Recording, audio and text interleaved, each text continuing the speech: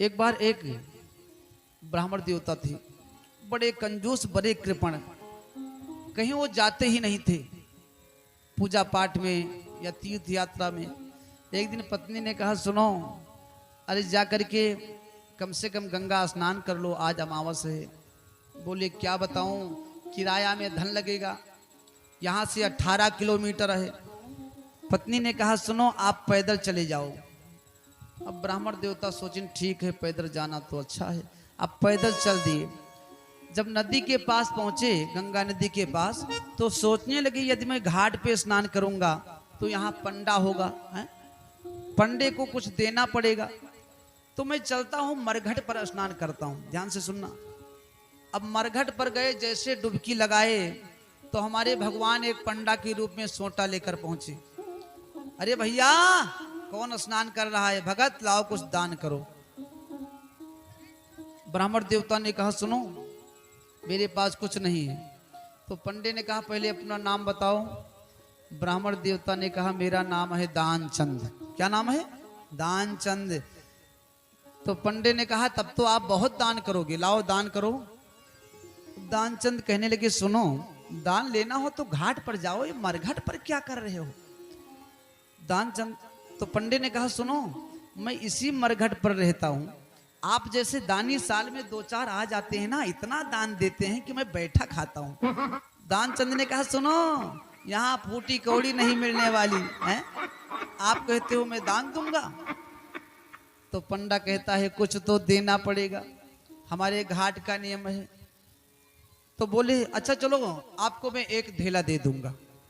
अब एक धेला पैसा देने को दानचंद ने कहा, और बोले कि अभी नहीं दूंगा, उधार करता हूं, बाद में दूंगा। पंडा ने कहा, ठीक है। अब जैसे दानचंद अपने घर पर पहुंचे ना, पंडा भी पहुंच गया, दरवाजा पीटा।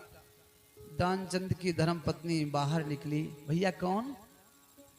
अरे मैं पंडा हूं, आपके पति देवता घाट पर स्नान करने गए थे, सो वहां पर कुछ हार कराए थे धन देने के लिए, जाकर बता दो, पंडा आया है।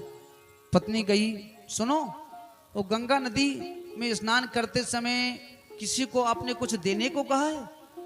वो पंडा आया है। पंडा आ गया? हाँ हाँ। सुनो, तो जाकर उससे कह दो कि मेरे पति देवता की तबीयत खराब है। अब दानचंद की धर्म पत्नी पहुंची।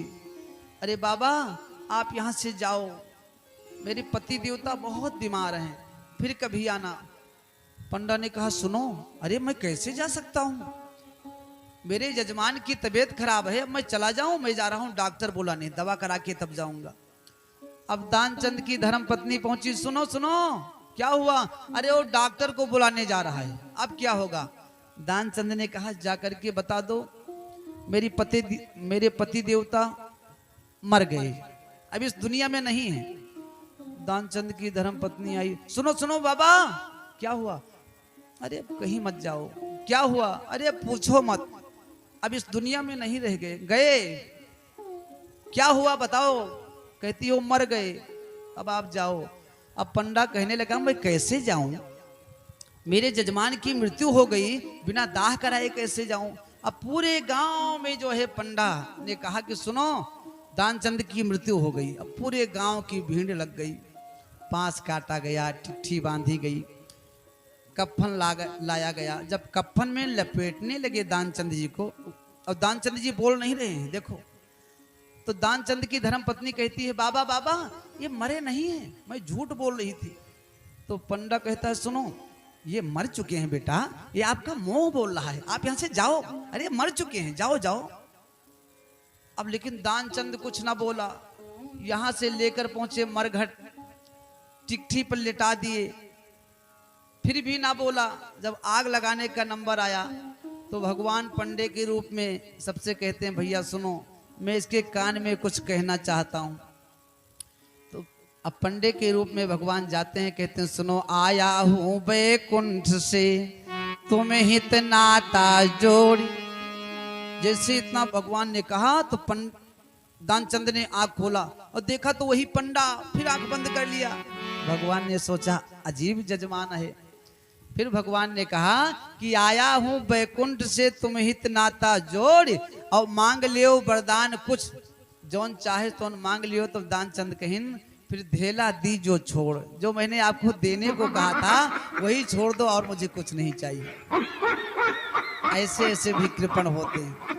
लेकिन आज तो मेरे कन्हैया का जन्मोत्सव होने वाला है। नंद बाबा खूब लुटाएंगे, ऐसे सबको लुटाना है, किसी को कंजूसी नहीं करना है। आज राजा परीक्षित